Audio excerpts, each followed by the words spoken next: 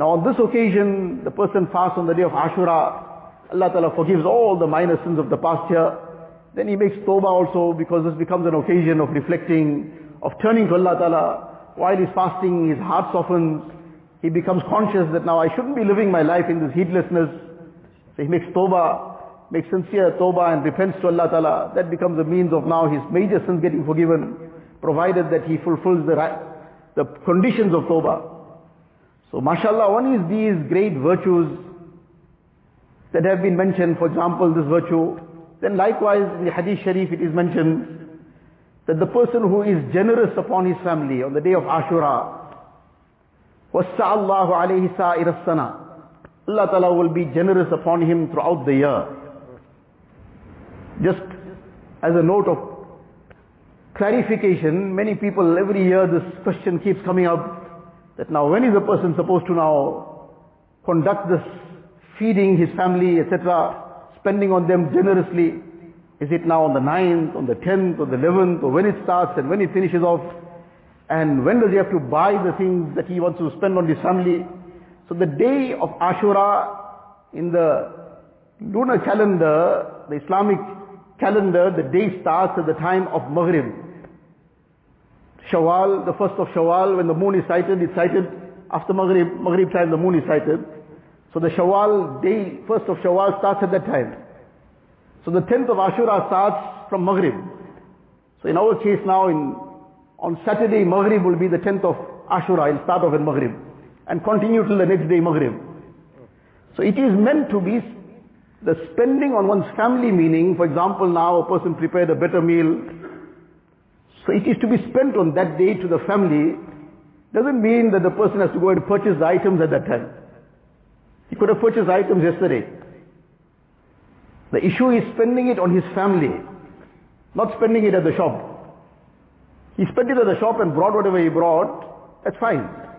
He hasn't yet spent it on his family. That's still his. So it's a very simple thing. People become so anxious about this, because especially here the virtue is a very, very great virtue. Compared to rewards in the Akhirat, this is right here in dunya. All the barakat will come now. So therefore this, you say, is never to be missed. So alhamdulillah, with the zeal that this is what has been taught to us in the Hadith Sharif by Rasulullah sallallahu alaihi wasallam. And with the same zeal a person also fasts. With the same zeal he does all the other amal. So this too is a very great amal, that a person be generous upon his family on this day. What is mentioned in the Hadith Sharif, the word man wassa'a ala iyalihi. Iyal refers to his dependents. Those who live with him, who he takes care of. It might be his children, it might be his parents, it might be somebody else living in that household. This is what is referred to. It is not meant to be spread far and wide beyond that now a person is going around dishing out presents to all and sundry. This is household, man wassa'a ala iyalihi. And then in whichever form, whether it's in the form of food or whatever other items it might be, but his family, his household, his dependents. So this is also part of these occasions. These are virtues that Rasulullah sallallahu alaihi wasallam has taught us. So a person should have that zeal to receive these great benefits by making amal upon them. But together with this, these are occasions to stop and reflect. These are occasions to stop and reflect what kind of life is going on. How am I living my life? How much am I getting closer to Allah Ta'ala? How much am I earning the pleasure of Allah Ta'ala? That which we should be pondering about daily. In all our situations, all our amal, at the end of the day we should be taking stock of ourselves. What I did for today, how I lived my day. How much did I do which can be presented to Allah Ta'ala? With all its weaknesses, but it was something Allah Ta'ala ordered how I should do it, what I should do. And how much I did which Allah Ta'ala forbade. So let me make tawbah from that. Let me make istighfar. This which we should be doing daily, but at least these occasions, that it makes a person stop to think, what's going on in my life? All Allah Ta'ala's blessings and bounties I use all the time, drowning in the blessings of Allah tabaraka wa ta'ala, but how much of gratitude have I shown? Gratitude verbally, gratitude practically, by living up to the commands of Allah tabaraka wa ta'ala.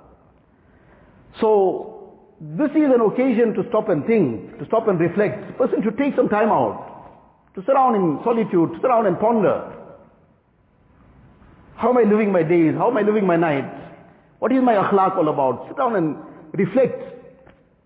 In our minds, let us rewind a few days of how we lived our life in the past few days, 1 week, 10 days, and that's all fresh still in our minds. How I interacted with people around me, what kind of languages I used or didn't use. Was I kind and compassionate? Was I accommodating of people around me? What kind of akhlaq I lived with? How did I deal with people out in the world in terms of people who I had to come in contact with for my business, for my job, for whatever else?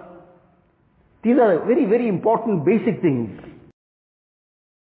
अल्लाह अल्लाह कैसा प्यारा नाम है, आशिकों का मीना और जाम है।